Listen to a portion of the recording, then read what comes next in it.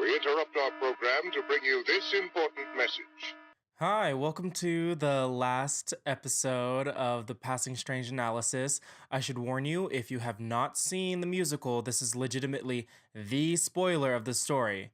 To get the best experience of the musical, it would be best to go in not knowing anything about this twist first, because it will change how you interact, engage, and experience the story.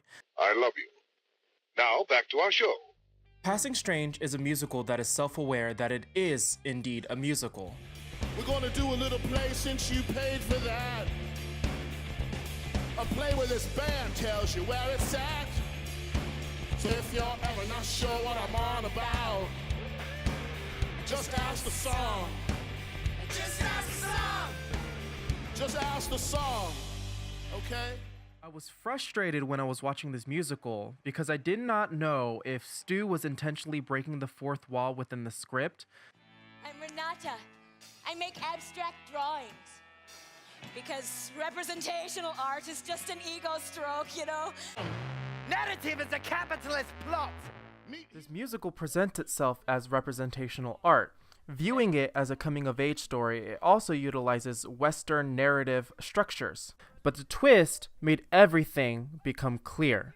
'Cause your song is just passing for love. Like my song was just passing for love. And you will never see her again. And I will never see her again. And we will never see her again. This musical presents itself as a coming-of-age story, but it's not. It's a memory play. And this is Stu expressing his grief and melancholia. What is melancholia? In Anne Lin Chang's book, The Melancholia of Race, she cites Freud's essay, Mourning and Melancholia, which she proposes two different kinds of grief. One being mourning, a healthy response to loss. It is finite in character and accepts substitutions. The lost objects can be relinquished and eventually replaced. It's healthy because over time, people in mourning will, after a certain amount of time, be able to overcome the loss. However, melancholia is pathological. It is endless in nature and refuses substitution. The melancholic cannot get over loss. They are physically stuck. So now let me give you an example from the play. I will see her again. Because life is a mistake that only art can correct. I will see her again. Every night. Cue music. Lights up on mother in an outrageous gown, showing everyone.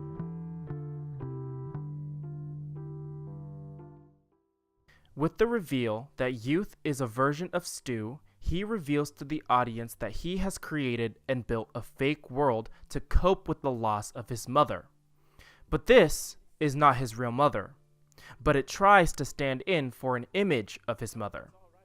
Hence why, even her introduction, she acts in an over-the-top Negro dialect to make the audience question whether or not if she does act in this way in real life. Feather bed.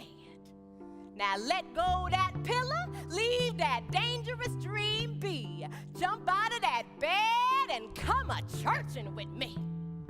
She drops the Negro dialect and speaks in her natural voice. It's such a beautiful Sunday morning. Chang further articulates that the melancholic must exercise multiple layers of denial and exclusion of loss but not loss. First, they must deny loss as loss in order to sustain the fiction of possession. I will see her again. Every night. Cue music. Lights up on mother in an outrageous gown, showing everyone. Second, the melancholic would have to make sure that the object never returns. Like, how can I go on? When the love that kept me aloft is gone.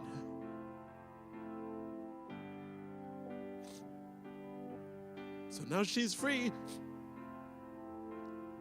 She made it home, I know, but now that she left me, where am I to go? Chang cites a quote from Thomas Mann. What we call mourning for our dead is perhaps not so much grief as not being able to call them back as it is grief at not being able to want to do so. So letting go is not wanting to bring back the thing you've lost. Because life is a mistake that only art can correct. I will see her again. And Stu won't let go of the image of his mother, reliving the pain he has brought to everyone who passes through his life. The Brechtian staging aesthetic, like the band and actors being present on stage the entire time, accentuate the presence of the illusion of theater, much like how delusioned Stu is to the illusion he has created. And for an audience, if you're aware that this art is only imitating life, then maybe you'll notice that this is only passing for something strange. Tell him it's all right.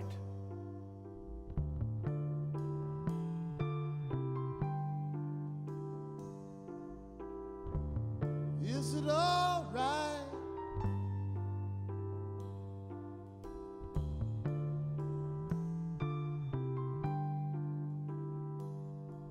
Don't be sad about your chosen path and where it's taken you thus far.